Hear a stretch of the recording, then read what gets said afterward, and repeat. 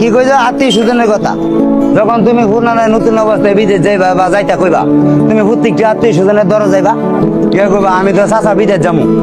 তোমার আশা দিব, ঠিক আছে, আচ্ছা ঠিক আছে, তুই বা করতে বা খরচ বেলা তোরা দিব মানে, খুবুর কাছে যাইবা কব তুই বা খরচ বেলা দিব মানে, বোনের কাছে যাইবা কব দিব মানে, তখন লাস্টে দিয়ে তোমার সময় যখন গাড়াই আইব, তখন এর কাছে যাইবা কি কইবা জানি, আমার কাছে তো কোনো টাকা নাই, কারণ নাই তো নাই, নতুন যুগ নাই, তখন বাইরে এসে তুমি সময় কি আন্দায় হইতে পারে লাগাইলে বাপের খেত বন্ধ দিবা, আনাইলে বউর গয়না বেচবা, নাইলে মার গয়না বেচবা, নাইলে মনে করো ঘরের থেকে কিন্তু জিনিস বেচবা, যে কোনো একটা জিনিস বেচতে পারবা, ভেবলে আত্মীয় স্বজনের টাকার কোনো অভাব নেই, বুঝলি? আর এমিলে গিয়া খুঁজবা টাকা থুয়াও টাকা নেই, তখন এই জিনিস বেচতে গেলে টাকার অভাব নাই, তখন সেই সময় কি মনে চাইবো যে এই আত্মীয় স্বজনের কাছে আমি এই জিনিসটা বেশি বেচছি, ওই যদি যেমন লাগে তাহলে আমি বাইরে বেচা যাবো, তাহলে এই আত্মীয় স্বজনের আমার কোনো দরকারও নেই, ঠিক আছে? যে আত্মীয় স্বজন